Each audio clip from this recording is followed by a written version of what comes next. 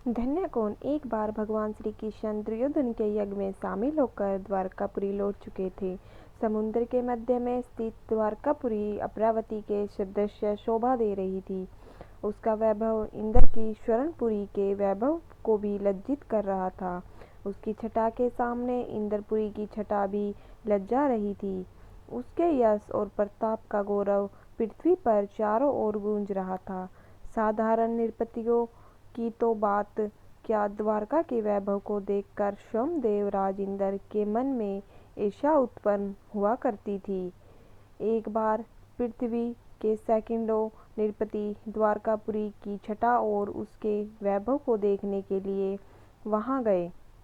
द्वारकाधीश की ओर से उन सभी नृपतियों का आदर सत्कार किया गया और उनके निवास के लिए समुचित व्यवस्था की गई। मध्यमा का समय था। राजसभा में सभी नृपतियों के मध्य स्वर्ण सिंहासन पर भगवान श्री कृष्ण शोभायमान थे। वे ऐसे ज्ञात हो रहे थे मानो देवताओं के मध्य में प्रजापति ब्रह्मा शोभा दे रहे हो। सहसा आकाश बादलों से आच्छन्न हो उठा। गंभीर गर्जना होने लगी और रह रहकर बिजली भी चमकने लगी। ऐसा ज्ञात होने लगा मानो प्रलय होने वाला है। राजसभा में बैठे हुए नृपतिगण विस्मित और भयभीत होकर आकाश की ओर रह रहकर देखने लगे। नृपतियों को उस समय और भी आश्चर्य हुआ जब उन्होंने आकाश में छाए हुए बादलों के भीतर से वीणा बजाते हुए देवर्षि नारद को धरती पर उतरते हुए देखा। नृपतिगण विस्मय भरे नेत्रों से नारद जी की ओर देखने लगे। नारद ने राजसभा के मध्य में उतरकर भक्तिपूर्वक भगवान श्री कृष्ण को प्रणाम किया और विनम्रता के साथ कहा, प्रभु आप धन्य हो। सभी विभूतियों के साथ आपकी शोभा अभूतपूर्व है। नारद जी की बात सुनकर भगवान श्री कृष्ण मुस्कुरा उठे। उन्होंने कहा, हाँ नारद जी, मैं धन्य हूँ और सभी विभूतियों के साथ मेरी शोभा अपूर्व है। यह सुनकर नारद हर्ष से गदगद हो उठे। वे आनंद की तरंगों में डूबकर बोले, प्रभु मेरे प्रश्न का उत्तर मुझे मिल गया। मैं आपको पहचान गया। आपके दर्शन से कृत्य हो गया। अब मैं जा रहा हूँ। राजसभा में बैठे हुए नृपतिन आश्चर्यचकित हो गए। उन्हें नारद और श्री कृष्ण की ओर देखते हुए बोले, द्वारकाधीश, नारद ने क्या कहा और आपने क्या उत्तर दिया? हमारी समझ में कुछ भी नहीं आया। हमें नारद और अपनी बात का वास्तविक अर्थ समझाने की कृपा करें। भगवान श्री कृष्ण ने कहा, वास्तविकता तो आपको स्वयं नारद जी ही समझाएंगे। यह कहकर भगवान श्री कृष्ण ने नारद जी की ओर देखा।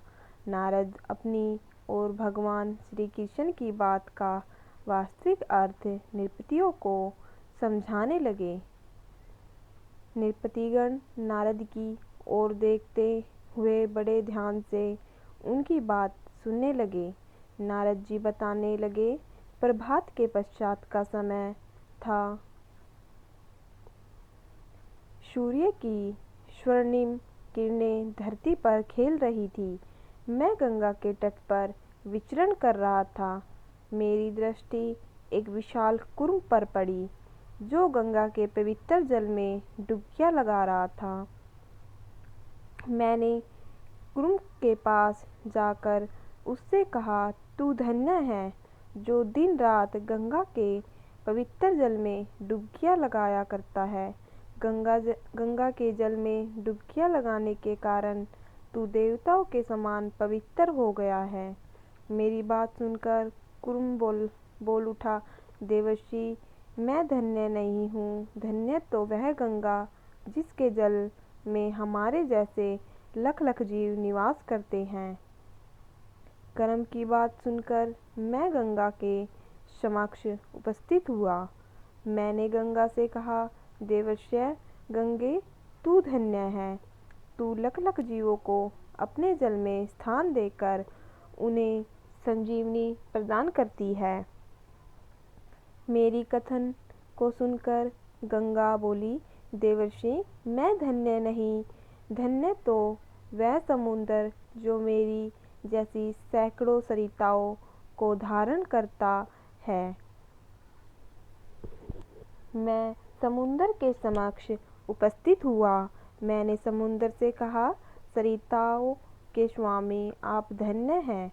आप सैकड़ों सरिताओं को अपने भीतर स्थान देकर उनके जीवन को कृतार्थ करते हैं। मेरी बात सुनकर समुद्र बोला, देवर्षि, मैं धन्य नहीं हूँ, धन्य तो है वह मोदिनी जो हमारे जैसे बहुत से समुद्रों को ऊपर उठाए हुए हैं। मैंने मोदिनी के समस्त उपस्थित होकर उससे कहा, वसुंधरे, तू धन्य है, तू बहुत से समुद्रों को धारण करके उन्हें गौरव प्रदान करती है। मोदिनी ने उत्तर दिया, नारद, मैं धन्य नहीं हूँ, धन्य तो है वे पर्वत जो मुझे भी धारण करने के कारण भूधर कहलाते हैं। मैंने पर्वतों के समक्ष उपस्थित होकर उनसे कहा, पर्वतों, आप धन्य हैं, आप मोदिनी को धारण करके उसके मनोरथ सफल बनाते हैं। पर्वतों ने कहा, देवर्षि, हम धन्य नहीं हैं, धन्य तो प्रजापति ब्रह्मा हैं जिन्होंने सृष्टि की रचना की है।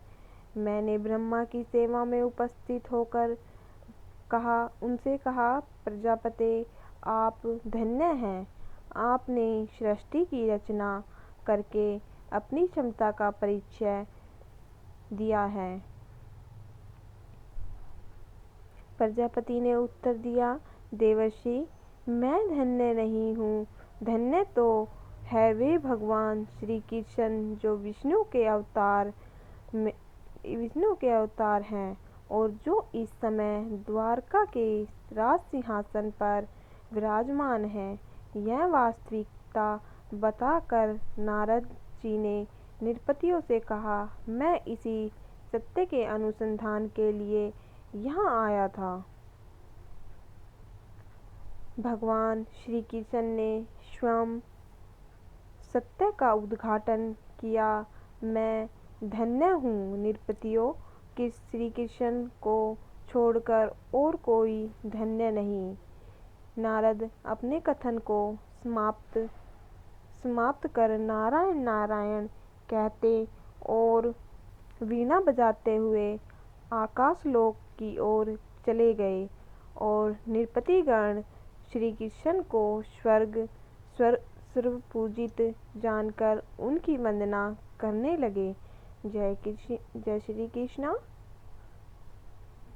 उनके चरणों में नतमस्तक होने लगे। जय Shri Krishna. Thank you for watching video पसंद आए तो लाइक, शेयर एंड कमेंट करना। मेरे चैनल को प्लीज़ सब्सक्राइब करें। Bye bye.